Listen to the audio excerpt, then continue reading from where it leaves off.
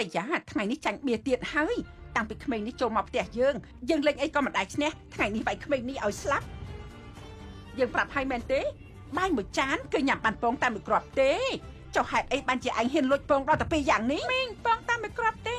តែវាមានអាល់កុហុល2ជាប់គ្នាឯងភូតយើងអីពងក្រហម2ជាប់គ្នាស្អីវាកម្រមានណាស់ហេតុអីបានជាឯងរើសយកបាន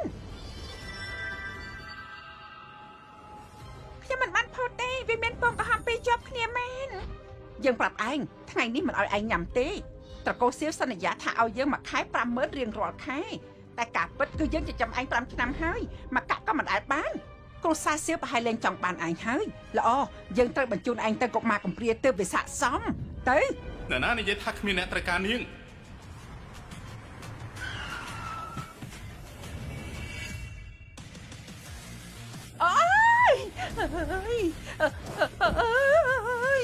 ឆ្កែមិនលឺសូរសំឡេងមនុស្សហាលោកគឺអ្នកប្រុសទី2ត្រកូលសៀវចេញទៅពងក្រហម2គ្រាប់ជាប់គ្នាមែនប៉ា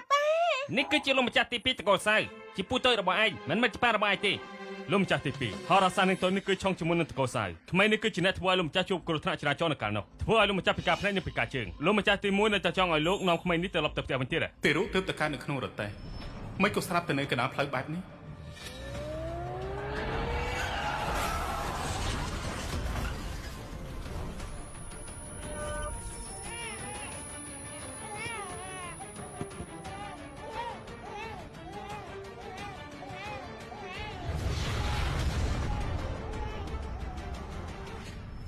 នាងជាអ្នកនាងដ៏ថ្លៃថ្លារបស់ត្រកូលសៀវហើយក៏ជាម្ចាស់តូចរបស់ឯងដែរកុំឲ្យយើងឮពាក្យសម្ដីបែបនេះទៀតបាទលោកម្ចាស់ទី2អូខុងមកក្មេងៗមិនចេះជល់ការទេលោកម្ចាស់មើលមិនឃើញកុំចុះមកចិត្តលោកម្ចាស់សោះអូតូចរបស់ខ្ញុំមើលអត់ឃើញទេនាំនាងត្រឡប់ទៅផ្ទះវិញស្មាច់តូចសំវអូតូចញ៉ាំស្មាច់តូចនេះទេអាចព្យាបាលភ្នែកពោបានរូបពិតជាស្រាប់ព្យាបាលមិនជាផងឯងហ៊ានយកស្មារតីប្រយោជន៍នេះមកឲ្យលោកម្ចាស់ផងខ្ញុំគ្រាន់តែចង់ជួយពូតូច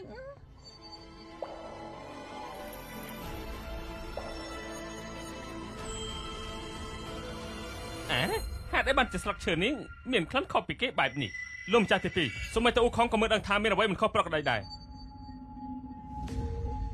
តើវាមានផ្កាតាំងពីអង្ការលោកម្ចាស់ទី2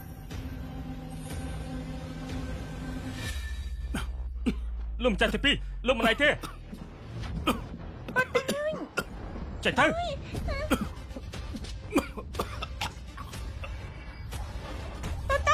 ហ៊ានដាក់ថ្នាំពុលលោកម្ចាស់ជើងផងឈប់ភ្លាម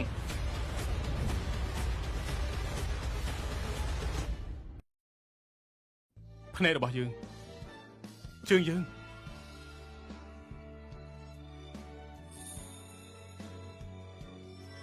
ទូឯងពិតជាព្យាបាលយើងពិតមែនណាហ៎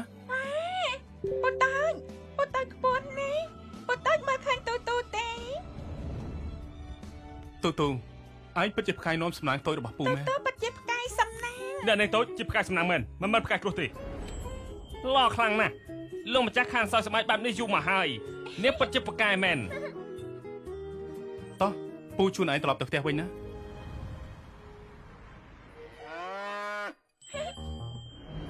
លោកតាកូ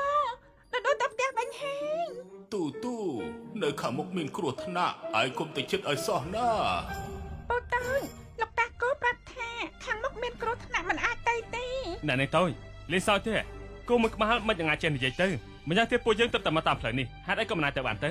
សត្វរារាំងផ្លូវគឺច្បាស់ជាមានគ្រោះមហន្តរាយហើយនៅព្រឹកនៅឡើយទេរកផ្លូវវិញទៅបាទលោកម្ចាស់ទី2គ្រាន់តែពីសម្លេងក្មេងមួយម៉ាត់ឲ្យលោកម្ចាស់ទី2វាផ្លូវឆ្ងាយមិនដឹងថាលោកម្ចាស់ទី2គិតអី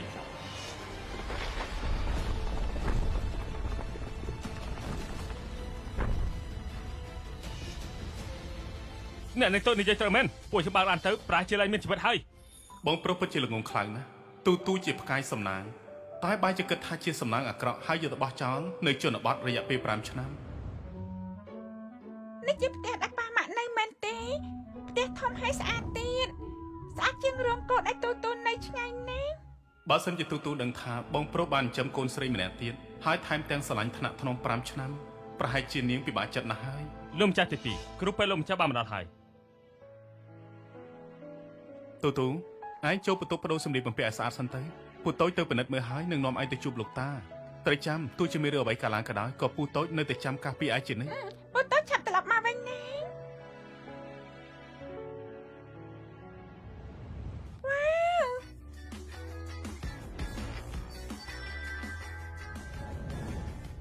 ហើយសុំអ្នកនាងផ្លាក់ខោអាវសម្លៀកបំពាក់ថ្មីឲ្យស្អាតណាស់ទាំងអស់នេះសម្រាប់ខ្ញុំមែនទេនេះគឺបងស្រីទូដែលប៉ាម៉ាក់យកទៅចិញ្ចឹមនៅជនបទមែនទេបងស្រីឆាប់បដូរខោអាវទៅប៉ាម៉ាក់លេងស្អប់បងថាកខ្វក់ទៀតហើយ ម្ចាស់តូចកុំស្លៀកពាក់សម្លៀកបំពាក់ទាំងអស់នេះអី ហើយ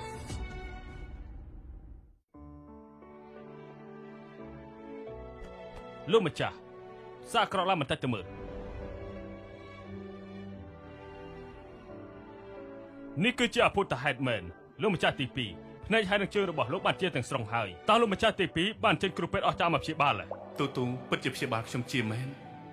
លោកម្ចាស់ទី2ខ្ញុំបានស៊ើបបំពេញស្ថានភាពរបស់អ្នកនាងតូចប្រហែលឆ្នាំនេះមកហើយ យ៉ាងម៉េចខ្លះ តាំងពីអ្នកនាងតូចមកជន់ទៅជនបទអ្នកនាងតូចរងការមួយងាយខ្លាំងដោយសារជាក្មេងកំព្រាមិញលាវដែលមើលថាអ្នកនាងតូចគឺជាអ្នកដែលញៀនល្បែងហើយតែងតែវាយដំអ្នកនាងតូចរាល់ថ្ងៃក្រោយពីមកពីលេងល្បែងវិញហើយពេលញ៉ាំបាយអ្នកនាងតូចមួយថ្ងៃឲ្យញ៉ាំបាយតែមួយពេលប៉ុណ្ណោះហើយមួយពេលឲ្យញ៉ាំតែពងមួយហើយអ្នកនាងតូចត្រូវដេកជាមួយនឹងសត្វគោនៅក្នុងរោងគោ ទោះជាទូយ៉ាងណាក៏ដោយក៏នៅតែជាឈាមជ័ររបស់តកូលស៊ីវដែរនាងហ៊ានធ្វើបែបនេះមែនទេឯងទៅជនបទនាំនាងចូលគុកទៅ ម្ចាស់តូចកុំស្លៀកពាក់សម្លៀកបំពាក់ទាំងអស់នេះអី ហេតុអី សម្លៀកបំពាក់ទាំងអស់នេះប្លុកប្រឡាក់ទៅដោយរបស់មិនស្អាតបើម្ចាស់តូចស្លៀកពាក់ទៅនឹងឡាកទទួលរមាស់ជាមិនខាន បញ្ញាប់ស្លៀកតែងនៅឈរសម្លឹងអីខោអាវអ្នកនាងស៊ីឲ្យចង់មើលងាយហីទូមិនយកប្រុសមិនស្អាតអញកំពុងស្លៀកនោះក៏ហ្វាក់ជាងឆាប់បដូរឲ្យគេតែង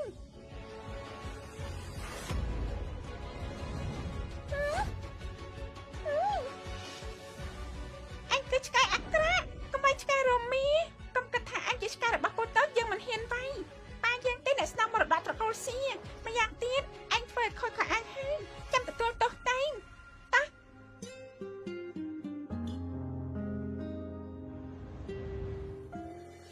នេះជាស្អីមិនក៏មានកទួលក្រហម